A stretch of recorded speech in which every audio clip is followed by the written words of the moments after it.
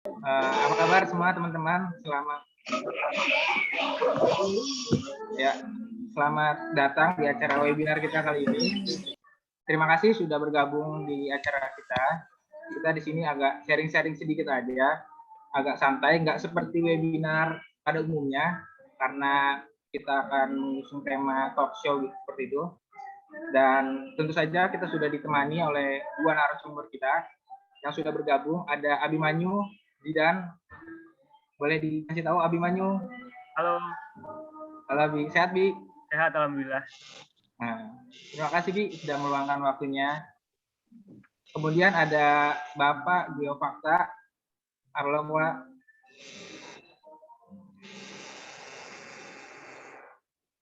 Halo Pak, bisa didengarkan suaranya?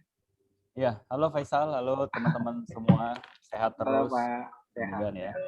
Ya, terima kasih ya Pak sudah meluangkan waktunya di tengah kesibukannya. Sama-sama, thank you Faisal. Ya. Sebelum kita mulai nih, mungkin kita agak perkenalan dulu. Saya Faisal Katami, selaku penyelenggara dan juga moderator yang akan memimpin atau menjadi penengah dalam acara webinar kali ini dalam 1 jam ke depan. Dan teman-teman semua boleh ditulis ada berasal dari mana aja, karena saya lihat dari formnya ada yang dari Lampung, ada yang dari Bandung, ada yang dari Malang. Boleh diketik di kolom chat. Dari mana aja nih teman-teman semua? Dari Medan, Tangerang, Pontianak, Boyolali, Bekasi, siap, Jatim, Bogor, Planet Bekasi, Bekasi Sans, Jakarta, Sukabumi, ada dari Sukabumi, luar biasa. Oh, dari Malang ada yang dari Lampung saya lihat. Oh iya benar, dari Lampung. Dari Lampung masih banyak begal Kak di Lampung.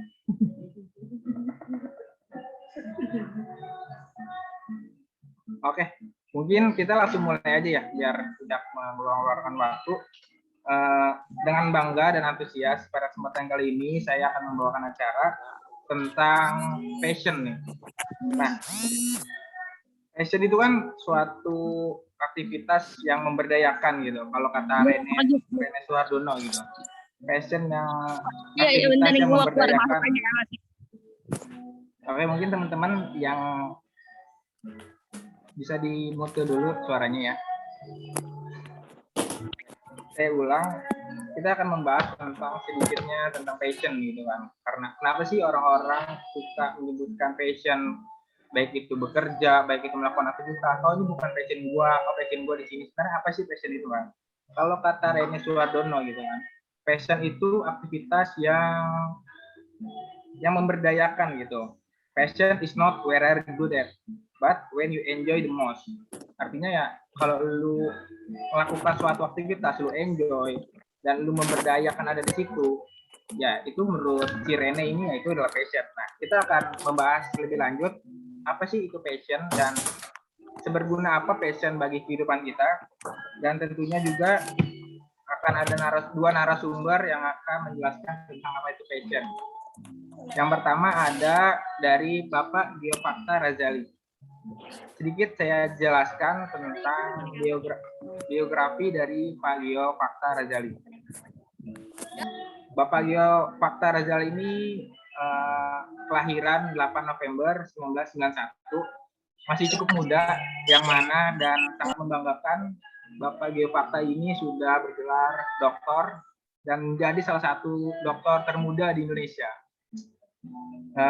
Beliau ini seorang praktisi komunikasi dan marketing dan juga konsultan muda yang dikenal sebagai influencer dan juga MC profesional. Beliau menyelesaikan S1 dan S2-nya pada dalam bidang komunikasi. Dan yang saya sangat banggakan dan saya sangat salut kepada Bapak Geofakta, terlebih dia sangat passion dalam bidang edukasi. Beliau ini masih sempat menyalurkan hobinya, entah itu fitness, entah itu ngeband, nyanyi. Nah, itu nanti akan saya kulik dan akan mungkin bisa dijelaskan tentang Bapak Geofakta. Untuk waktunya, kita mulai saja kepada Bapak Geofakta. Dipersilakan Pak, bercerita tentang apa sih itu passion gitu Pak. Silakan. Oke, thank you teman-teman, thank you Faisal untuk kesempatan yang sudah diberikan. Coba saya cek dulu ya.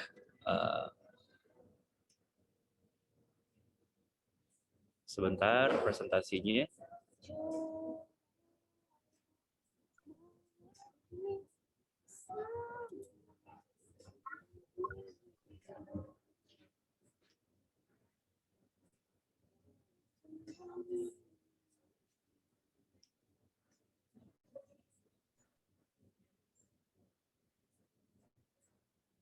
Oke, Faisal bisa dibantu terlihat apa tidak presentasinya? Ya, kelihatan Pak. Agak mungkin kurang ke kiri kali. Kurang ke kiri, gimana maksudnya?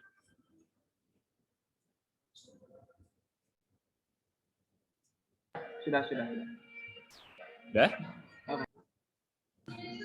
Sudah. Oke.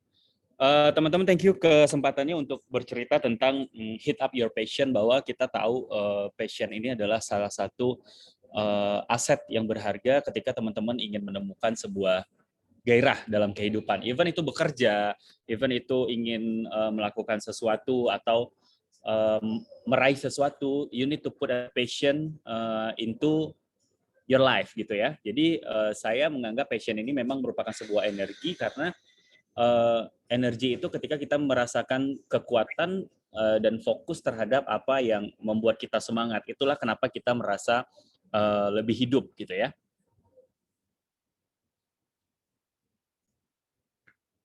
Oke.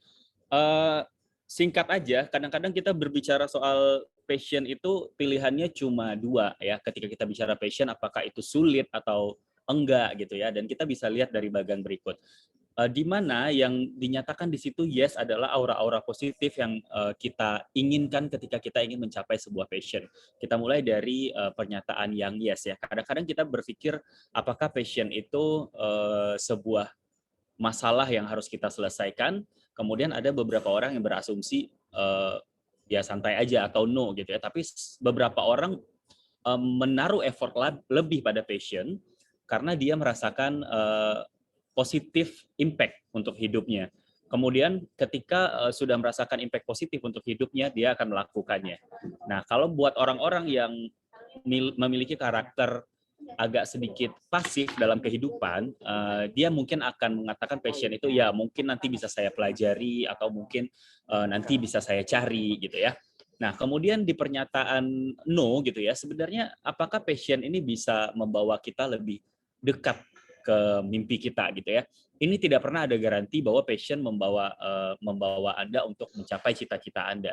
Tapi ketika passion ini menjadi sebuah hasrat yang ingin Anda lakukan untuk mencapai sebuah kualitas dalam kehidupan, mungkin dengan passion tersebut Anda bisa membantu orang lain.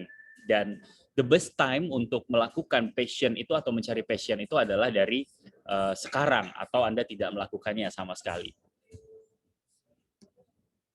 Nah, kemudian ada rule pertama yang harus kita pahami, bahwa be passionate about what you do. Jadi passion ini adalah sebuah luxury ya. Passion ini adalah semua kemewahan. Kenapa kemewahan? Karena nggak semua orang yang merasa punya passion itu adalah sebagai hartanya, ya. Karena nggak semua orang yang merasa punya passion itu ibaratnya teman-teman punya sebuah permata gitu ya, yang dititipkan oleh orang. Pasti kita akan jaga baik-baik, kemudian nggak cukup hanya dengan menjaga baik-baik aja. Tapi kalau permata itu teman-teman pengen lebih indah lagi, pasti teman-teman asah. Nah, itulah yang kenapa saya sebut passion itu adalah sebuah luxury gitu ya.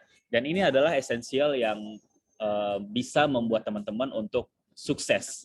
Nah, pertanyaannya bisa kita kembalikan ke diri kita sendiri. Jika kita melakukan sesuatu itu bukan dengan seseorang atau sesuatu yang kita cintai, teman-teman harus jawab titik-titiknya sendiri. Apakah teman-teman bahagia, ataukah apakah teman-teman merasa cukup? Itulah yang disebut dengan passion. Kita bisa analogikan seperti sebuah diamonds atau permata gitu ya. Nah, yang kedua, teman-teman harus mengerti apa bedanya goals sama passion ya. Nanti kita akan lihat karena banyak orang yang salah perspektif soal menentukan passion dan goals. Goals itu sebenarnya adalah things that you plan to do. Jadi goals ini adalah tentang sesuatu yang teman-teman ingin lakukan, bukan sesuatu yang teman-teman ingin cari seperti passion ya. Misalnya kalau kita bicara goals di short term atau jangka pendek, kita mungkin ingin menyelesaikan sebuah project, kemudian kita ingin melakukan sebuah meeting, kemudian kita mungkin kalau yang ibu-ibu gitu ya pengen mengajarkan anak-anak kita berenang ya, kemudian ada mengambil beberapa kursus, kemudian mungkin berkebun dan segala macam itu adalah short term dari goals. But ini bukan passion. Ya, ini yang harus teman-teman artikan bahwa goals ini adalah step pekerjaan yang harus dilakukan dan itu bukan passion. Mungkin ada lagi goals yang dalam kategori jangka panjang gitu ya. Biasanya menemukan pekerjaan yang lebih baik, kemudian jangka panjang ingin melunasi hutang gitu ya. Kemudian menulis buku misalnya itu adalah goals ya, bukan passion. Nah, jadi kalau kita bicara goals itu ada tindakan pekerjaan, ada bendanya gitu ya. Dan kenapa kita harus memperhatikan bahwa perbedaan goals dengan passion ini. Misalnya contohnya seperti ini, ada beberapa goals orang dalam hidup adalah, begini, misalnya ada teman-teman yang mungkin suatu saat saya ingin menjadi seorang nenek yang baik atau ibu yang baik, kemudian saya ingin dipromosikan dalam pekerjaan, kemudian saya ingin memenangkan sebuah kompetisi, itu bukan goals, ya, tapi itu adalah harapan. Jadi teman-teman harus tahu lagi ada goals, ada harapan, ya. Harapan ini adalah yang sesuatu yang memang kita impi-impikan, tapi mungkin cara mencapainya itu bisa melalui banyak goals gitu ya, atau bisa melalui banyak cara. Jadi teman-teman harus definisikan mulai dari sekarang apa yang menjadi wishes atau apa yang menjadi hope dari teman-teman, apa yang menjadi goals. Nah, ini kita belum bicara soal passion karena kita belum memasukkan yang namanya gairah di dalam mencari harapan tersebut. Nah, ada contoh simpel yang saya ingin beritahu. Nah, ini misalnya ya, goals itu bukan I want to be a grandmother atau gua ingin menjadi ibu, gua ingin menjadi nenek ya. Itu bukan goals ya, tapi itu adalah harapan.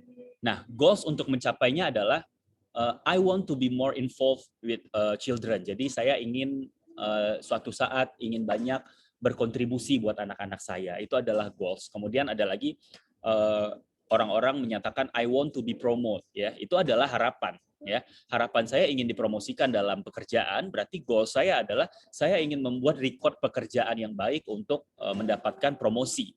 Nah, kemudian ada lagi goals orang ingin memenangkan kompetisi ya.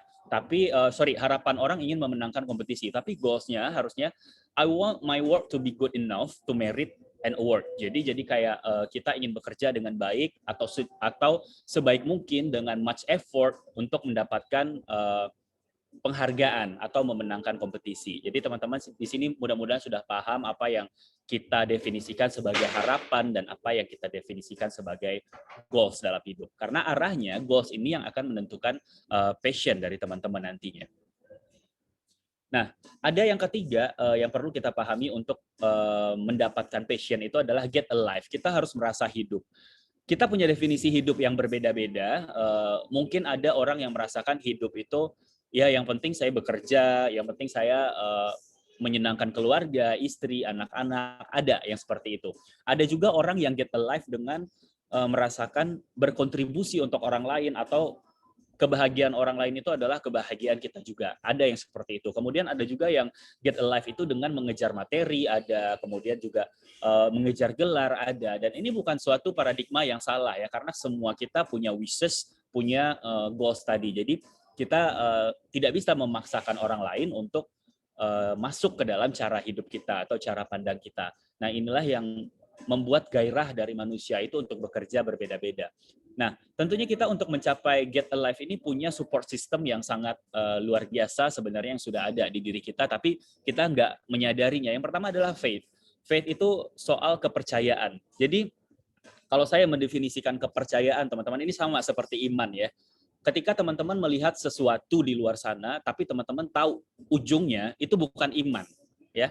Itu adalah sebuah pembuktian bahwa ya teman-teman akan mencapainya karena memang teman-teman sudah tahu dan teman-teman tidak menaruh rasa percaya di dalam proses tersebut karena buktinya mungkin sudah kelihatan. Nah, ketika teman-teman masih melihat satu long term yang panjang dalam kehidupan dan belum melihat ujungnya, disitulah kepercayaan dan iman bekerja. Kita mungkin punya background agama yang berbeda-beda karena agama merupakan salah satu yang bisa merepresentasikan cara kita untuk melihat iman kita gitu ya. Jadi doesn't matter apapun agamanya, yang pasti kepercayaan itu ya memang rasa percaya gitu ya. Ibaratnya gini, kalau orang sering bertanya sama saya gitu kayak Mas Gio, kenapa sih kita harus, gimana sih caranya harus percaya diri gitu ya? Saya cuma bisa bilang bahwa percaya diri itu ya memang percaya diri, percaya sama diri kamu sendiri karena kamu nggak pernah tahu ujungnya kamu mau kemana, jadi kamu harus percaya sama diri kamu sendiri. Nah sama, faith bekerja dengan cara yang magical ya, dengan cara yang ajaib. Kemudian ada family mungkin saya nggak perlu jelasin, teman-teman punya support system yang sangat kuat. Baik sekarang orangnya sudah ada, masih ada atau tidak ada gitu. Yang pasti teman-teman punya kategori siapa yang teman-teman anggap sebagai family gitu ya. Siapa orang-orang yang teman-teman anggap bisa worth it untuk bercerita tentang kehidupan. Kemudian ada teman-teman. Teman-teman bisa juga menjadi family, bisa.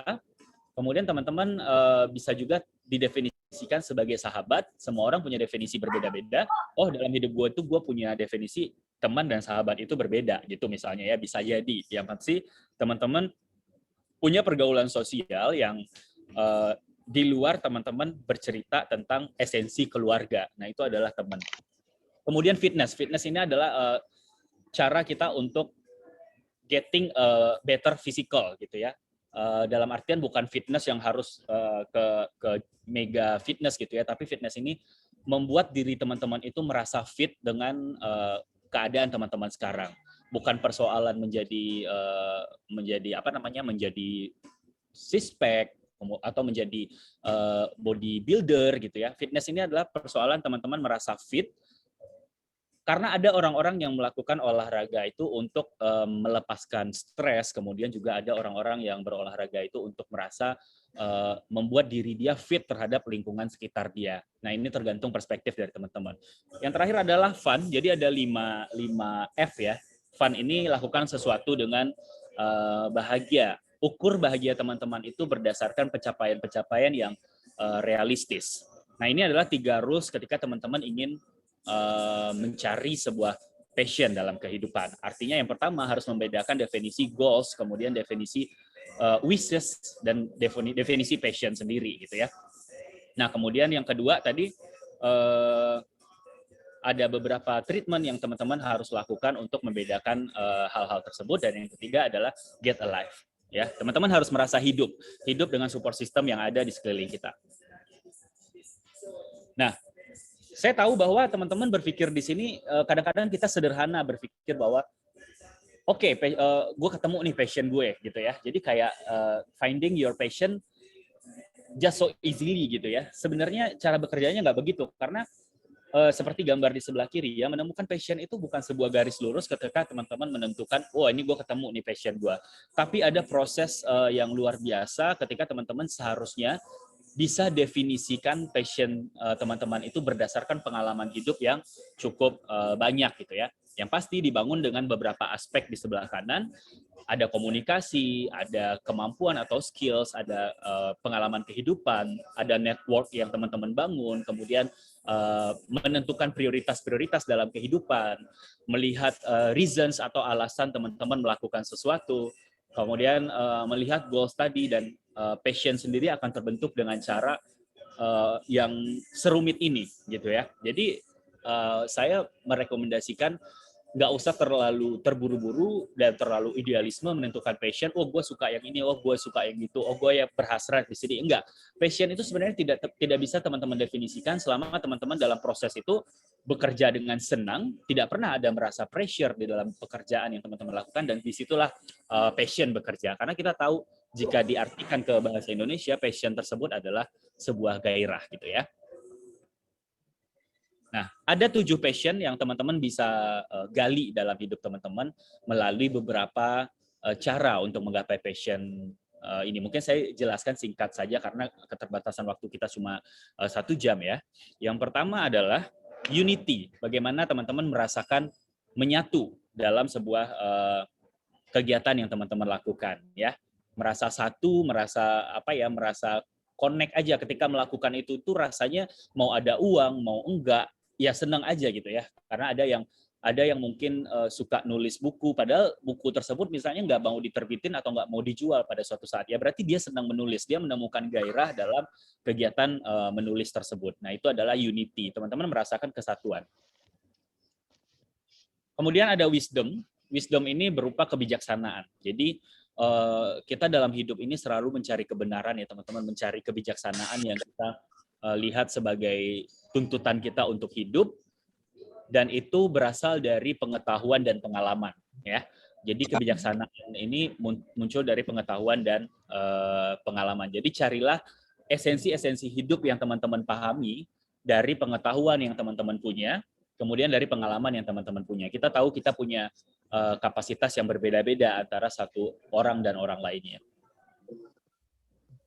Kemudian ada kreativitas, mungkin ini tidak perlu saya jelaskan terlalu banyak ya, karena kreativitas ini bagaimana teman-teman memunculkan ekspresi-ekspresi yang unik dan mungkin berbeda dari orang lain, dan disitulah ekspresi tersebut bekerja sebagai passion ya. Jadi bagaimana melepaskan makna-makna yang luar biasa melalui emosi-emosi yang teman-teman tampilkan, baik dari karya, baik dari body language gitu ya. Nah ini adalah kreativitas. Kemudian cinta, ya cinta ini mungkin teman-teman punya definisi masing-masing juga, tapi menurut saya bagaimana kita bisa menyisakan waktu terhadap sesuatu yang kita, istilahnya gini, ketika kita melakukan sesuatu itu kita tidak mendapatkan sesuatu, tapi kita menyediakan waktu untuk melakukannya, dan disitulah cinta bekerja. Bisa jadi teman-teman karena ngerasa sebenarnya bukan soal hubungan cinta ya, jadi kayak teman-teman kalau punya seseorang, kemudian teman-teman ngerasa harus menyediakan waktu untuk dia, dan disitulah cinta bekerja. Cinta ini akan menimbulkan rasa-rasa perhatian, kemudian menerima, kemudian mengapresiasi. Kemudian kita melihat cinta ini sebagai bentuk support antara kita dan yang lainnya. Kemudian ada kekuatan. Kekuatan ini tentu banyak ya, dari physically, kemudian dari sukses kita atau jabatan kita atau privilege yang kita punya, benefit yang kita punya. Bisa jadi ya walaupun orang bilang, oh gue bukan orang yang terlahir dari keturunan ningrat, ya ada orang yang punya kekuatan dari keturunan ningrat. Ya itu kekuatan, kita nggak boleh denial itu bahwa seseorang beruntung hidupnya karena dia terlahir dari keluarga kaya. Tapi bagaimana kita mencapai hal tersebut, tentunya teman-teman punya power yang lain ya, mungkin seperti tenaga yang lebih atau punya networking, tapi semua orang berhak untuk mendapatkan tujuan yang sama dengan menggunakan kekuatan yang ada gitu ya. Kita bisa anggap uang sebagai kekuatan, itu bisa. Kita bisa anggap niat pun sebagai kekuatan, itu juga bisa gitu ya. Kemudian joy ini adalah kebahagiaan ya, happiness, selalu merasakan bersyukur, selalu merasakan perayaan terhadap sesuatu walaupun pencapaiannya tidak sempurna. Teman-teman selalu mengapresiasi diri teman-teman karena punya pencapaian yang setidaknya satu langkah lebih maju dari sebelumnya. Inilah yang disebut dengan happiness atau joy, karena orang sering menyalahartikan happiness itu adalah sebagai pencapaian, tapi kita tahu bahwa quote banyak bekerja pada kata-kata bahagia itu adalah pilihan, dan itu memang benar. Bahagia itu juga bekerja ketika teman-teman memilih bahagia itu dalam kondisi yang paling sulit, ya itulah bahagia. Jadi walaupun teman-teman merasa hidup sekarang ini tidak ada pilihan yang begitu menarik, tidak ada pilihan yang rasanya bisa membawa teman-teman untuk maju, tapi ya tetap bahagia itu adalah pilihan. Teman-teman harus memilih dari semua kondisi terburuk, ada bahagia yang teman-teman harus pilih dari kemungkinan yang paling kecil dari semua rasa-rasa yang paling buruk tadi, dan disitulah happiness bekerja. Jadi sering orang merasakan tidak bahagia dalam hidupnya karena memang tidak memilih bahagia gitu ya. Memilih untuk mengkonfrontir drama tersebut menjadi sebuah asumsi di pikiran sehingga membuat stres karena berpendapat ini itu dan segala macam ya. Kemudian yang terakhir adalah kedamaian. Bagaimana kalau teman-teman menciptakan rasa damai, menerima diri sendiri. Kemudian tentunya di sini juga ada kepercayaan yang bekerja ya. Jadi ada happiness, ada perdamaian atau rasa damai, rasa aman, rasa tentram, rasa menerima gitu ya. Nah, saya ingin kasih tahu ada dua teori tentang passion. Passion itu ternyata juga ada dua. Yang pertama adalah passion yang harmoni atau kita sebut dengan engagement. Engagement ini adalah teman-teman menemukan passion itu karena teman-teman merasa cocok dengan satu hal atau lainnya atau seseorang ya. Kemudian ada obsessive passion. Obsessive passion ini adalah passion yang teman-teman temukan karena teman-teman berada di lingkungan itu, teman-teman mau belajar, kemudian teman-teman obsesi terhadap hal itu. Nah, jika dua-duanya, teman-teman boleh pilih salah satu. Misalnya merasa melakukan sesuatu itu karena engagement, karena senang, itu adalah hal yang baik. Tapi teman-teman menemukan sesuatu karena teman-teman ingin belajar di situ, teman-teman punya passion di situ, itu juga baik. Tapi alangkah baiknya kedua itu bersinergi, sehingga teman-teman suatu saat menemukan yang namanya personality. Apalagi kalau teman-teman punya networking yang bagus, kemudian lingkungan yang bagus di sekeliling, kemudian put an effort untuk belajar di dalam lingkungan itu, berarti telah bekerja harmonis passion sama obsessive passion dalam hidup teman-teman. Jadi jangan khawatir karena kalau misalnya rasa-rasanya kurang kemampuan untuk belajar, artinya begini, kita punya kemampuan ekonomi yang berbeda mungkin untuk kuliah, kemudian kita punya networking yang berbeda, artinya dua ini bisa teman-teman pelajari. Kalau misalnya teman-teman ingin belajar secara naturally, engagement, teman-teman harus cari komunitas yang bisa membangun passion teman-teman dan mendukung passion tersebut agar bisa berdiskusi untuk mencapainya. Tapi syukur-syukur teman-teman punya modal untuk kuliah atau kursus, sehingga obsesi teman-teman bisa digali melalui pelajaran-pelajaran yang sifatnya formal ya, atau butuh seorang guru yang mengajarkan, karena di sana kita cukup harus punya modal soal materi gitu ya. Kalau misalnya soal kuliah atau sebuah kursus. Ada 5 cara yang saya rangkum untuk menemukan passion. Ya, yang pertama adalah teman-teman harus pay attention setiap momen dalam kehidupan teman-teman ya. Jadi kita berjalan dalam hidup ini dengan semua fenomena yang ada, sedih, senang, kemudian kecewa, marah, bahagia gitu ya. Ini adalah sebuah reaksi yang memang autopilot terjadi karena teman-teman manusia gitu ya. Jadi taruh setiap attention terhadap memori-memori yang ada itu, sehingga teman-teman selalu bisa menarik hal positif dari semua yang terjadi. Kemudian taruh juga attention terhadap teman-teman apapun yang teman-teman rasakan. Ketika teman-teman peduli terhadap diri sendiri, teman-teman akan merasakan kebahagiaan bekerja, dan semangat itu akan selalu menularkan. Kegagalan harus kita jadikan sebuah pedoman untuk sukses gitu ya. Jadi pay attention to apa yang teman-teman rasakan itu bukan sebuah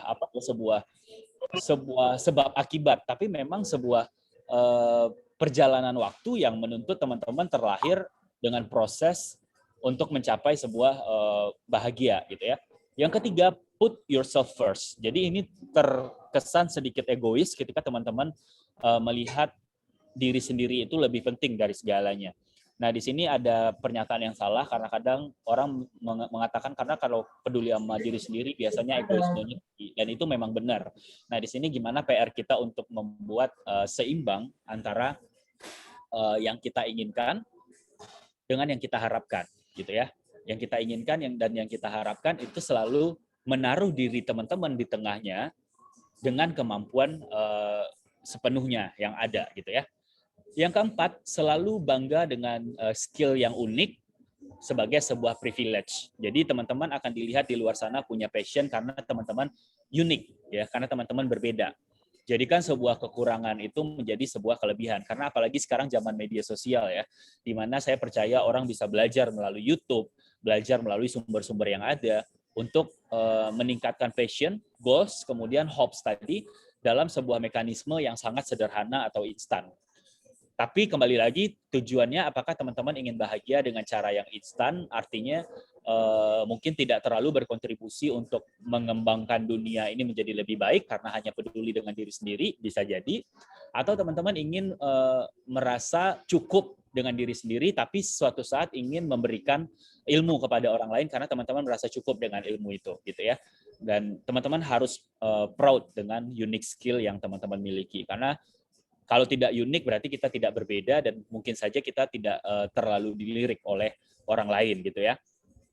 Yang kelima, teman-teman harus menulisnya dalam sebuah wacana. Bukan menulis ini dalam artian benar-benar teman tulis ya, tapi teman-teman bisa menetapkan goals-goals tersebut dalam benak atau dalam pikiran dan mungkin bisa dibantu dengan cara menuliskan mimpi-mimpi tersebut. Kalau saya setiap bangun pagi itu saya lihat catatan saya apa yang harus saya capai di tahun ini dan goals-nya apa, kemudian saya taruh passion di dalam hal tersebut. Nah, itulah memang yang membuat saya komitmen terhadap apapun yang saya lakukan untuk merefleksikan diri saya secara komplit atau secara sempurna ya, karena begini teman-teman, kalau bukan teman-teman yang melakukan itu, tidak akan mungkin orang lain memberitahukan kayaknya passion lu di sini deh.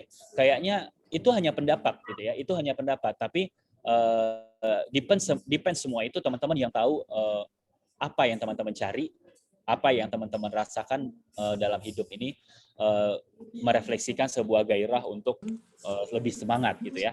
Karena saya percaya orang yang punya passion itu dia akan seperti magnet ya, akan menarik keinginannya itu seolah-olah nanti selalu akan mendekat dengan dirinya.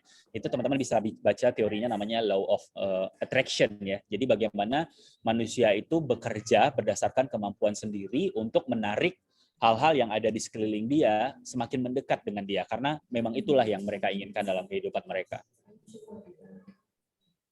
Oke, ini terakhir dari saya hanya rekomendasi ya, rekomendasi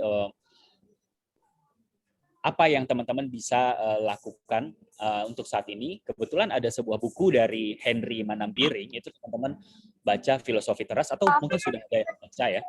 Jadi ini adalah ketika teman-teman ingin berjuang di zaman sekarang, di mana sosial media dan realita di dunia kehidupan itu menjadi sebuah hal yang sangat ambigu untuk menentukan kebenaran. Dan yang menentukan kebenaran pada akhirnya adalah diri teman-teman sendiri untuk put a passion dalam menentukan mimpi, dalam menentukan yang benar menurut teman-teman itu melalui nilai-nilai apa gitu ya. Ini adalah buku yang sangat bagus. Kemudian saya kutip sedikit quote dari Émile Zola. Ini adalah seorang filsuf dari Prancis, penulis juga. Aliran dia adalah naturalistik, bahwa sesungguhnya manusia itu seharusnya bekerja dengan cara yang natural. Teman-teman bisa bekerja dalam hidup itu dengan memberikan kepercayaan kepada diri teman-teman sendiri, kemudian menetapkan iman-iman yang tadi untuk percaya tadi untuk mencapai goals yang ada, karena memang goals itu tidak pernah kita lihat atau harapan itu tidak pernah kita lihat, dan disitulah kepercayaan bekerja. Dia bilang I would rather die of passion than of boredom. Jadi dia mengatakan bahwa lebih baik dia mati karena passion yang dia cari selama hidupnya daripada dia bosan ya. Jadi sebenarnya bahasanya tidak seberat itu ya, tapi kalau kita artikan bahwa di sini ya kalau teman-teman nggak punya passion dalam hidup ya teman-teman akan merasakan kebosanan dan lebih baik mati gitu ya, lebih baik lebih baik orang kan hidup itu karena bekerja itu ada passion di dalamnya, ada hasrat di dalamnya yang teman-teman bisa capai dari 7 cara tadi yang saya sampaikan ya. Ada wisdom, ada joy, ada happiness, ada creativity, dan ada beberapa poin lainnya. Dan 7 itu bisa teman-teman, walaupun tidak lengkap sempurna, tapi teman-teman bisa melihat passion itu dari 7 hal tersebut. Mungkin kreativitas belum terlalu terasah, tapi teman-teman ternyata punya rasa bahagia yang cukup cenderung lebih tinggi terhadap melakukan kegiatan-kegiatan, dan itu teman-teman get alive ya. Teman-teman tidak merasakan bosan dan teman-teman ada gairah dalam kehidupan. Dan bekerjalah dengan cara naturalistik dalam hidup, jangan mendramatisir kehidupan, karena ketika teman-teman mendramatisir kehidupan itu teman-teman sama aja dengan memberikan hal-hal yang tak terduga itu kepada hidup sendiri, tapi itu dimulai dari diri teman-teman sendiri. Dan sayangnya semua orang kadang-kadang hidup pada realita palsu itu.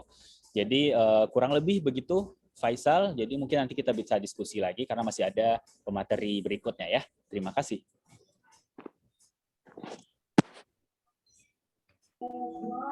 Iya, materi yang sangat luar biasa dan daging sekali isi pematerinya. Tentu saja banyak banget yang harus kita gali lagi, ya, banyak banget yang harus kita tanya-tanya lagi dengan Pak Gio.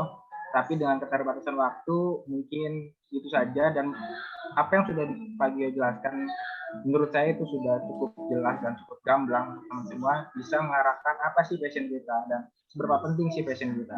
Nah, buat teman-teman yang masih kurang atau masih ingin tertarik dalam bidang karakter building, tentang personal branding, tentang public speaking, boleh ke akun Bapak Gio di @geofakta. Di sana Bapak Gio menjelaskan dan sering sharing-sharing tentang personal branding, tentang karakter building. Bisa disebut sebagai influencer, dan yang bikin menarik dari Bapak Gio, yang beda dari influencer-influencer lain, itu ketika kita melihat statusnya, ketika melihat captionnya, itu kita seperti ditampar gitu, tamparan online, karena case-nya itu berdekatan dengan diri kita gitu. Nah, mungkin sebelum saya oper ke narasumber kedua, ada beberapa pertanyaan dulu dari saya terkait luxury, Pak. Tadi Bapak menyinggung tentang luxury. Nah, ada beberapa teman atau seseorang yang dia memang sudah settle dalam bidangnya, sudah mapan dalam karir, bertahun-tahun dia menjalani, ketika ditanya apa sih passionnya, itu mereka nggak bisa jawab gitu Pak. Walaupun dia sudah bertahun-tahun dalam bidangnya, sudah settle dalam karirnya, itu dia nggak bisa jawab apa itu passion. Nah, apa itu normal dan bagaimana kita menyikapinya gitu? Oke, langsung dijawab apa gimana? Ya, boleh Pak, sebelum kita oper ke narasumber kedua. Ya, jadi pertanyaan menarik dari Faisal ya, ketika bicara soal kenapa passion itu Bapak sebut sebagai luxury gitu ya. Jadi banyak orang yang tadi seperti case yang Faisal bilang itu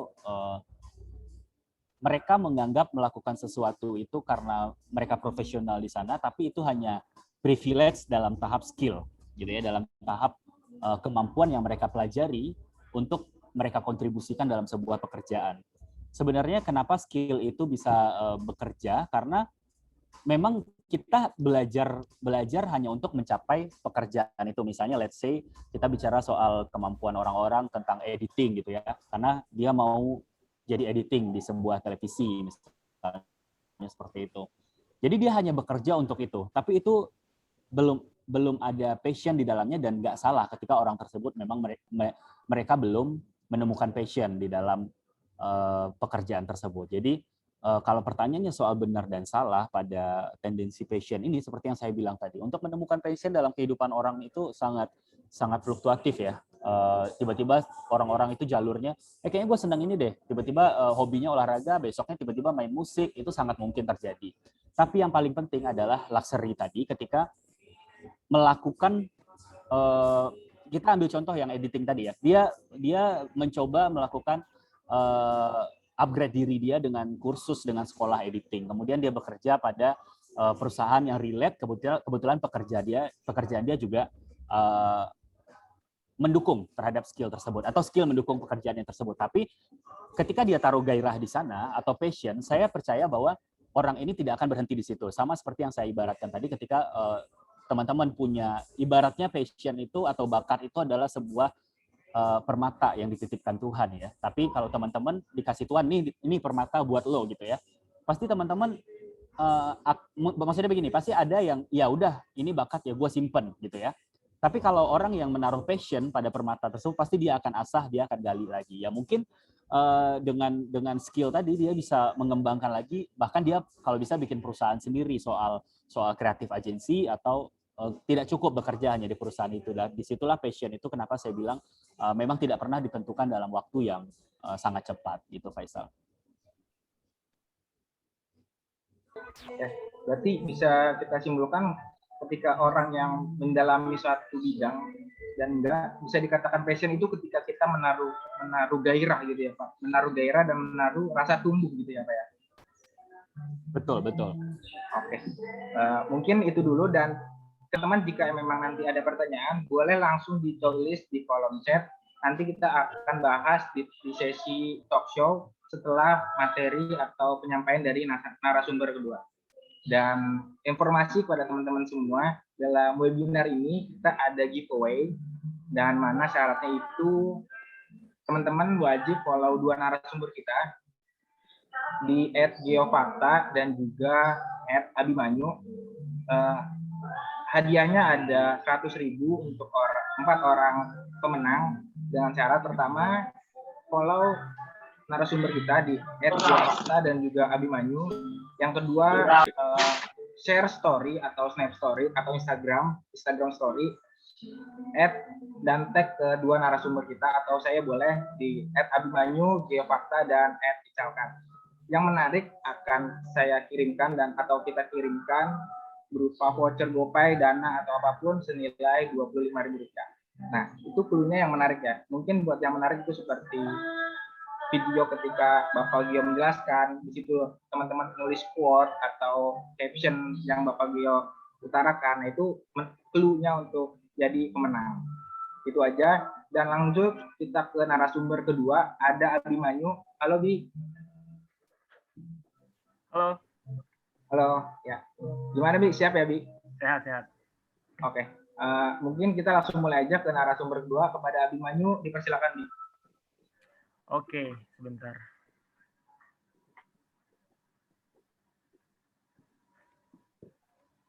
Udah tampil belum? Udah. Oke, assalamualaikum warahmatullahi wabarakatuh. Selamat siang teman-teman semua. Perkenalkan, gue Abimanyu Zidan Aliksan. Abimanyu itu artinya wayang. Zidan itu pemain bola, dan Aliksan itu salah satu nama masjid di daerah rumah gue. Jadi Abimanyu Zidan Aliksan adalah wayang main bola di masjid artinya. So, tadi Mas Gio udah ngejelasin panjang lebar tentang apa itu passion, apa itu wishes, dan bedanya sama goals itu apa. Nah, kalau gue lebih ke bagaimana dari passion tersebut dapat menghasilkan sesuatu. Nah, apa itu passion? Jadi banyak banget orang yang bilang, oh passion gue nih di olahraga nih, passion gue di misalkan main futsal, passion gue main bulu tangkis, passion gue berenang. Ada juga orang yang bilang passion gue di dunia game gitu, dengan main game gue bisa ngilangin stres, terus gue bisa mengisi waktu luang. Pokoknya kalau main game tuh gue bergairah banget deh. Sebenarnya apa itu passion? Nah, jadi untuk menjawab pertanyaan itu, kita harus mencarinya di sumber segala informasi, yaitu Google. Di Google mengatakan bahwa passion itu merupakan sebuah gairah yang dimiliki oleh seseorang, yang kalau misalkan diterjemahkan, misalkan semangat api yang dimiliki oleh seseorang, lalu diterjemahkan menjadi sebuah bentuk kegiatan atau melakukan sesuatu. Kalau contohnya tadi orang yang suka atau passionnya di dunia game atau suka main game, dia akan melakukan atau merelakan 6-10 jam per hari untuk main game. Itu karena emang dia bergairah banget main game. Seperti itu. Nah, baru-baru ini gue juga belajar tentang sesuatu yang baru tentang Ikigai. Ikigai merupakan sebuah konsep dari Jepang yang kurang lebih isinya tentang the purpose of life atau tujuan hidup. Di Ikigai sendiri ada 4 hal yang saling bersinergi dan berkesinambungan. What you love, yang pertama. Yang kedua, what the world needs. Yang ketiga, what you can be paid for, and what you are good at. Nah, keempat hal ini dari Ikigai itu bisa menghasilkan sebuah passion. Seperti apa sih passion kalian? Seperti apa sih passion gua? Nah, itu akan dihasilkan dari proses Ikigai ini. Next, perkenalkan Bruno Zidan, seorang anak yang berusia 12 tahun yang mengupload video pertamanya ke YouTube. Waktu itu menggunakan video webcam yang burik banget, bisa teman-teman lihat di sini. Dia melakukan dalam video merupakan lip sync lagu Bruno Mars, dan lalu diupload ke YouTube. Pada saat itu YouTube apa sih? Orang masih belum tahu YouTube. YouTube bisa menghasilkan uang atau enggak, orang masih belum tahu. Dan teman-temannya si Bruno Zidane ini pun merasa kaget gitu. Kok bisa sih lu ngupload video ke YouTube? Bayar nggak sih upload video ke YouTube? Caranya gimana sih upload video ke YouTube? Nah, hal tersebut tuh menjadi sebuah pertanyaan di kalangan anak muda pada saat itu, atau kalangan teman-temannya Bruno Zidane. Bagaimana dia bisa melakukan hal tersebut? Karena pada dasarnya si Bruno Zidane ini emang suka banget joget, suka banget dilihat orang. Oleh karena itu dia mengupload videonya ke YouTube supaya dapat attention dari orang lain gitu, atau dari teman-temannya, sehingga dia tahu nih core apa yang dia sukanya itu apa, what you love-nya itu apa. Kemudian dari apa yang udah dia suka ini, dia tahu nih dari awal seperti apa. Kemudian dia memasuki jenjang berikutnya, jenjang sekolah berikutnya, dan kemudian diasah lagi tuh passion yang dia punya tuh seperti apa. Misalkan passion soal videografi ya, dia memasuki sekolah yang di dalamnya juga memiliki orang-orang yang punya passion yang sama dengan dia. Alhasil mereka berkembang bersama, belajar bersama, terus pokoknya bekerja sama supaya bisa menghasilkan sesuatu dari passion tersebut. Alhasil dapat menghasilkan sesuatu, yaitu sebuah achievement atau sebuah perlombaan dari apa yang mereka kerja keraskan gitu. Dapatlah sebuah penghargaan film pendek dari passion yang sudah lahir dari awal tahun 2012 tadi. Kemudian nggak berhenti dari situ, passion tersebut terus bergairah, terus menggairah sosok si Bruno Zidane tadi yang anak dengan usia 12 tahun pada saat itu. Dia nggak sampai situ, dia mengikuti perlombaan lomba vlog nasional. Lomba vlog nasional dari BPKN atau Badan Perlindungan Konsumen Nasional, yang di dalamnya si Bruno Zidane ini harus berhadapan dengan 100 hingga 200 orang yang memiliki kompeten yang sama dengan dirinya gitu. Dan alhasil dia berhasil keluar dengan mendapatkan juara 2 nasional, mengalahkan 100 hingga 200 orang. Ya, ini bukan sebuah kebetulan karena ini merupakan sebuah passion yang dari awal sudah ia tahu gitu. Sudah ia kembangkan bersama teman-temannya, sudah ia tempa bersama teman-temannya, sehingga bisa menghasilkan ini. Selanjutnya, what you can be paid for. Apakah dari passion itu menghasilkan? Ya, menghasilkan. Dari video ini, dari perlombaan ini, si Bruno Zidane ini menghasilkan uang sebesar 5 juta rupiah. Ya, dari memenangi kompetisi tersebut. Enggak hanya itu aja, dari pihak kampus pun itu menghadiahkan uang sebesar 15 juta rupiah.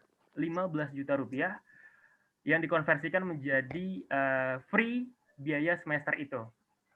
Ya, balik lagi pertanyaannya. What you can be paid for? Apakah passion bisa menghasilkan? Iya. Apakah bisa semudah itu menghasilkan? Enggak, perlu proses. Ibarat keris. Untuk menjadi sebuah keris itu perlu proses yang lumayan lama dan lumayan harus sabar. Ditempa, dipanasin, ditempa lagi, dipanasin lagi, ditempa lagi, dipanasin lagi, sehingga menjadi sebuah keris yang utuh yang kita kenal gitu. Nah, untuk menjadi atau menemukan sebuah passion yang kita cocok, juga kita harus berproses gitu. Kita harus sabar, kita harus mencintai prosesnya, seperti itu. Kemudian dari 2012 seorang bocah Bruno Zidane ini hingga 2021 alias pencapaian terakhirnya yang vlog tadi tuh lomba nasional, itu merupakan tahun yang nggak sedikit, alias perlu waktu yang lumayan lama, 9 tahun. Iya, 9 tahun. Dari 2012 si bocah ini sebenarnya udah tahu passionnya itu ke arah mana, ke arah videografi. Alhasil dia terus menempa dirinya, dia terus mencari ilmu tentang passion yang dia suka.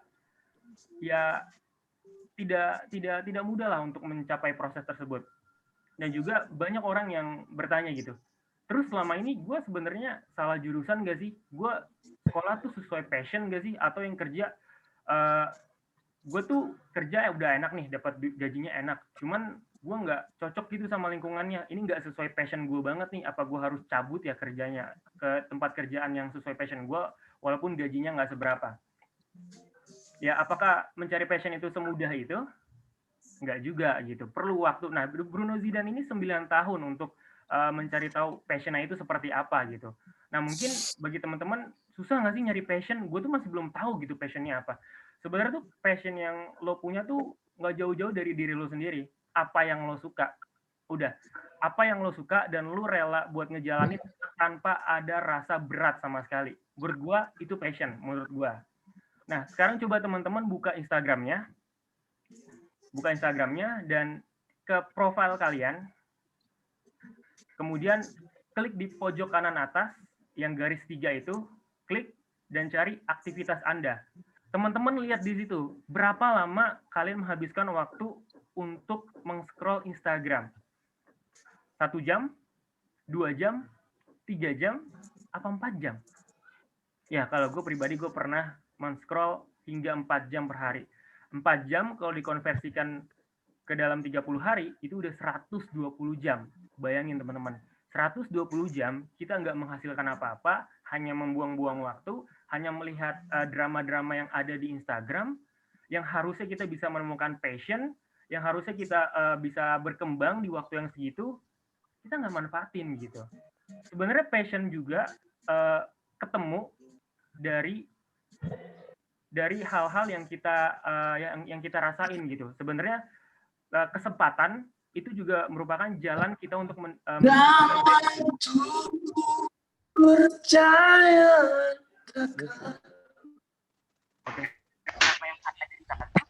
Oke. Jadi kita tuh selalu ditampilkan kesempatan dengan kesiapan gitu. Banyak orang yang nggak siap, tapi banyak selalu dapat kesempatan. Tapi ada orang yang udah siap, tapi kesempatan nggak pernah datang. Emang kehidupan seperti itu. Dan banyak juga orang yang ngeluh gitu. Aduh, gue kayaknya gagal terus dalam hidup nih. Selalu dapat kegagalan gitu. Buat gue, hidup memang selalu ada kegagalan. Karena dalam kegagalan tersebut, kita bisa tahu gitu. Kita bisa mengembangkan diri kita. Kita bisa mengembangkan passion kita. Kita nggak pernah tahu. Kalau misalkan kita dapat kesempatan, tolong dong jadi MC di acara gue. Ah, enggak ah. Gue nggak berani, gue masih grogi, gue masih belum bagus public speakingnya. Atau tolong dong make upin temen gue acara wisuda. Aduh sorry banget ya, gue masih belum bisa nih karena make up gue masih belum bagus, terus propertinya juga masih belum proper gitu. Nah itu kesempatan-kesempatan yang sebenarnya kalian buang. Kita nggak pernah tahu kalau dari kesempatan itu kita dapat jalan kita untuk menghantarkan kita ke passion yang kita mau. Misalkan kita menerima job MC yang tadi ditawarkan, lu nggak pernah tahu kalau misalkan dari job-job MC yang udah lu dapet, ternyata emang lu suka banget dan bergairah banget ngomong di depan orang, menginfluence orang dengan public speaking lo, dan itu adalah passion lo. Atau lu menerima satu job make upin temen atau temen wisuda, lu nggak pernah tahu kalau misalkan dari situ lo mendapatkan job-job selanjutnya dan ternyata itu passion lo untuk make upin orang. Lo nggak pernah tahu gitu. Jadi saran dari gua, jangan pernah tinggalin kesempatan sekecil apapun. Persiapkan diri lo karena lo nggak pernah tahu kesempatan itu datang kapan. Dan kalau lo udah siap tapi kesempatan nggak pernah datang, sabar karena itu namanya hidup. Terakhir dari gua adalah Tokopedia. Salah satu slogan yang paling mengenang atau terngiang di kepala gua adalah tentang mulai aja dulu. Kalau lu nggak mulai membuka kesempatan atau mengambil kesempatan tadi menjadi seorang MC, lu nggak pernah tahu kalau ternyata passion lu itu menjadi seorang MC, melakukan public speaking. Atau kalau lu suka make upin orang, lu nggak pernah tahu kalau lu nantinya dapat kesempatan make upin banyak orang dan itu passion lo. Jadi lakukan apa yang lo harus lakukan, persiapkan yang seharusnya lo siapkan. Karena ketika lo melakukan passion lo melakukan sesuatu yang membuat lo bergairah dan ternyata itu dibayar, lo nggak akan pernah tahu rasanya. Cukup sekian, semoga bermanfaat. Gua Abimanyu Zidan, kembali ke Faisal. Oke, thank you. Nah, untuk yang belum tahu dan saya jelaskan juga, Abi ini seorang content creator berangkat dari YouTube dan kemudian Abi sekarang ini sedang membangun akun TikTok-nya ya Bi ya. Dan sekarang sudah berapa followers Bi? 12.000. 12.000 itu cukup banyak terbilang banyak karena share-share atau konten-konten yang di-share oleh Abimanyu itu adalah tentang edukasi gitu, karena nggak banyak orang yang ingin mengikuti atau follow akun-akun edukasi gitu. Artinya ketika 12.000 itu mengikuti konten Abimanyu, konten edukasi, dan salah satu dari mereka teredukasi, terinfluence, dan ikut apa yang dia suka, itu kan suatu pencapaian yang luar biasa banget kan. Nah, saya ini teman Abi ya dari SMK, karena saya tahu betul perjalanan Abi ketika teman-teman pulang sekolah mungkin nongkrong, mungkin main. Abi ini menyempatkan waktu untuk bikin YouTube, bikin parodi-parodi gitu kan. Waktu SMK dan hingga sekarang 2021 Abi sudah ada di tangga fashionnya, dan itu sudah menghasilkan. Dan itu kan waktu yang sangat panjang. Jadi teman-teman, kita sepakat dari apa yang sudah dijelaskan oleh Pak Geo dan Abi, fashion itu dibentuk gitu ya. Fashion itu dibentuk, do something dan mulai aja dulu. Begitu ya Abi dan Pak Geo ya. Nah, sekali lagi saya ingatkan kalau webinar ini kita adakan giveaway, di mana teman-teman berkesempatan mendapatkan saldo GoPay, dana atau apapun sebesar 25.000 dengan syarat pertama follow kedua narasumber kita di @biofakta dan juga Abimanyu, kemudian membuat snap atau membuat story tentang webinar ini dan tag ke Abimanyu Zidan, Gefakta, dan juga saya @Ticaka. Mungkin sekarang lanjut ke tahap diskusi atau talk show. Ini teman-teman sudah ada beberapa yang nanya. Mungkin saya bacakan dulu dari Afif Endrawan. Permisika mau nanya, misalkan kita passion di perangkat keras komputer, sedangkan saya ngambil jurusan bagian softwarenya. Nah, gimana sih supaya bisa cepat memahami fashion di dunia programming, sedangkan dasarnya itu SMK perangkat keras gitu. Oh, mungkin agak cross gitu ya, dari perangkat keras gitu ke perangkat lunaknya gitu ya. Mungkin dari Abimanyu dulu, gimana tuh? Oke, berarti kurang lebih pertanyaannya itu cross keahlian gitu ya. Oke, jadi gimana caranya untuk mengatasi hal tersebut? Kalau gue pribadi, yang pertama dari hal yang lo lakukan sekarang ini, ya udah lo lakuin aja gitu. Karena lo nggak akan tahu, atau hal passion itu akan muncul ketika lo sambil ngejalanin gitu. Lo emang waktunya, misalkan lo awalnya suka di bagian apa, dan sekarang lo harus di bagian apa. Itu kan beda banget sama apa yang lo kuasain gitu. Jadi saran dari gue, do what you love ya. Lakukan apa yang lo lakukan sekarang. Cintai apa yang lo lakukan sekarang. Karena kalau lo bermula dari situ, insya Allah kedepannya pasti akan ada jalan aja gitu. Dan passion lo pun akan terbentuk dari situ. Dari gue gitu sih.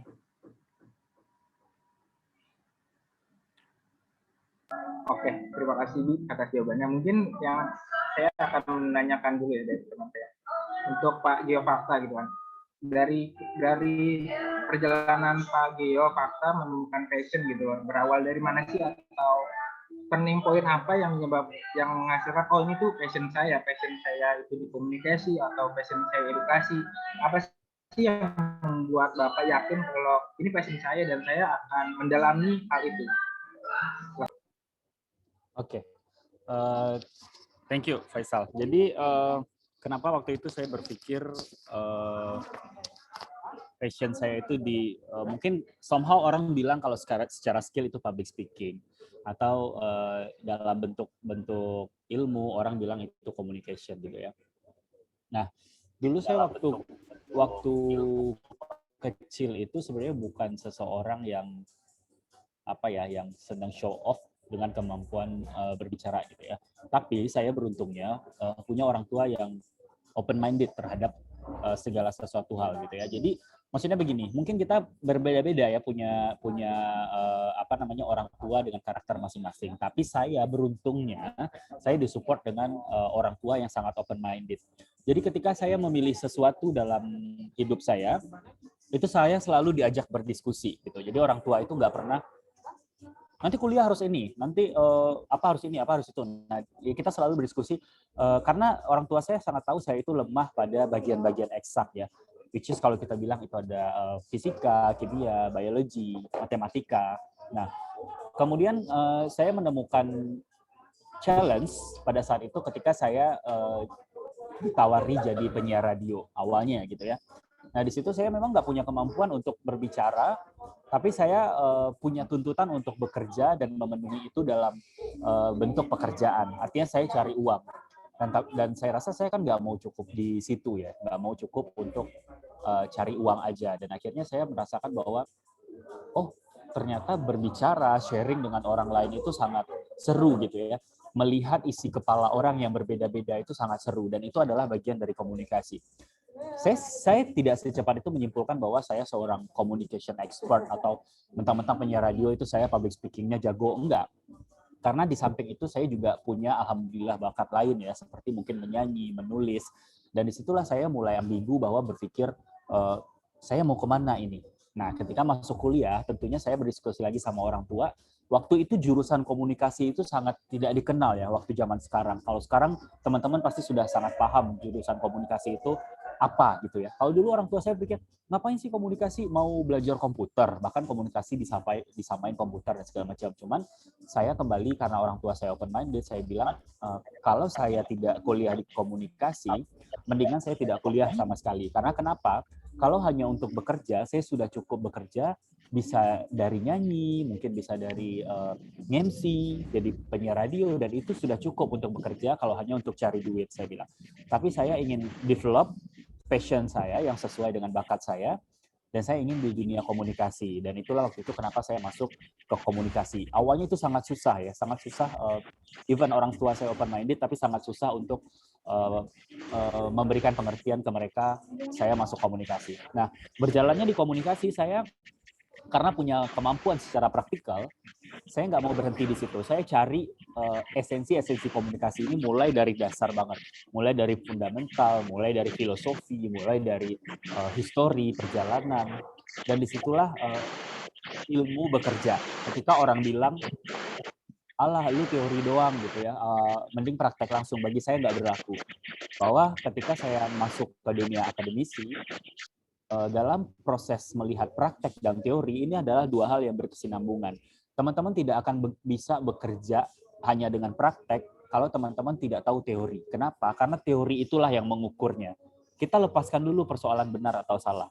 Tapi ketika teman-teman praktek dan teman-teman belajar teorinya, teman-teman akan tahu batasnya. Itu dia esensi dari belajar yang sebenarnya gitu ya.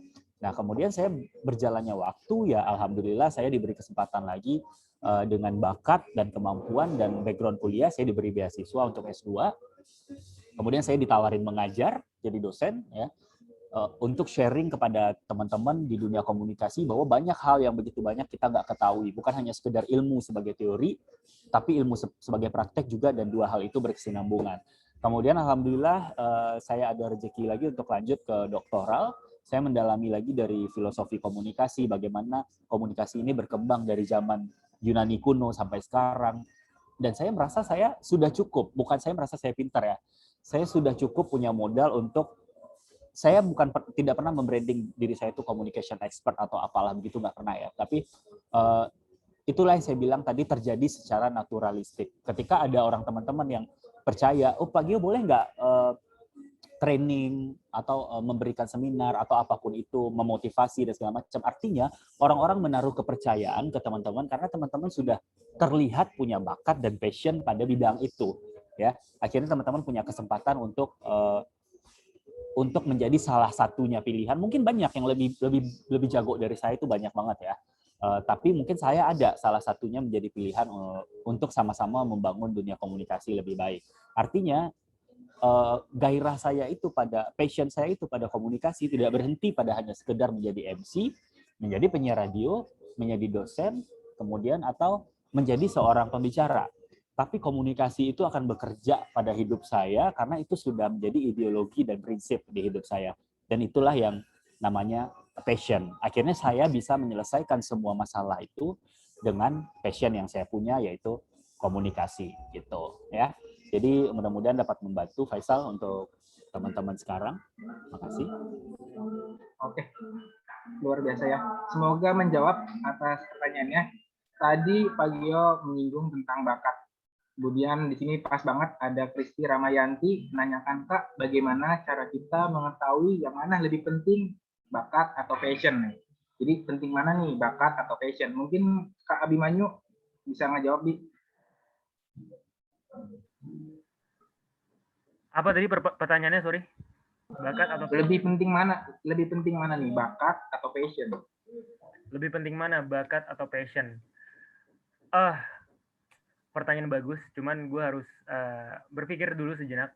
Mungkin kalau lihat dari urgensinya, kalau misalkan urgensinya ke realistis aja lah ya, misalkan ke uang gitu. Dua-duanya emang kalau diasah bisa menghasilkan uang gitu. Tapi tergantung lagi, kalian tuh sekarang tuh lebih ngejalanin yang mana. Kalau misalkan kalian bakat nih, bakat kalau nggak diasah ya sama aja gitu. Tapi kalau passion, kalau diasah terus, bakal jadi ya kayak tadi Mas Gio bilang, dari penyiar radio, terus lagi nih ke dosen, terus gak berhenti gitu. Jadi balik lagi gitu, kalau bakat akan kalah sama kerja keras. Ya, bakat akan kalah sama kerja keras. Sorry, kerja keras bisa kalah sama bakat kalau bakat nggak kerja keras gitu. Jadi buat gua balik lagi, kalian lebih fokusnya kemana? Kalau urgensinya tetap ke uang, ya udah gitu. Bakatnya tetap terus diasah, tetap terus ditempa, passionnya pun juga tetap ditempa gitu. Jadi saling kalau bisa saling berkesinambungan, saling bersinergi, dan itu bisa lebih baik lagi sih kalau misalkan dua-duanya itu difokuskan gitu dibanding satu hal saja gitu.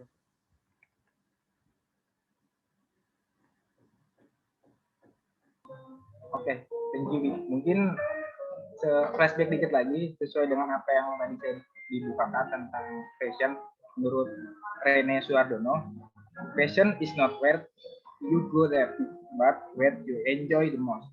Artinya, kalaupun kita punya passion, kita nggak tahu nih apa yang menonjol di bidang kita nggak tahu kita hebat di bidang apa, tapi kita tahu nih kita enjoy di hal apa, dan kita terberdayakan akan hal itu. Nah, itu bisa jadi passion kalian. Tinggal kalian asah dan tinggal kalian praktekkan gitu. Karena kalau sesuai teori 10.000 jam gitu kan, seseorang akan menjadi ahli dalam bidangnya ketika sudah meluangkan 10.000 jam.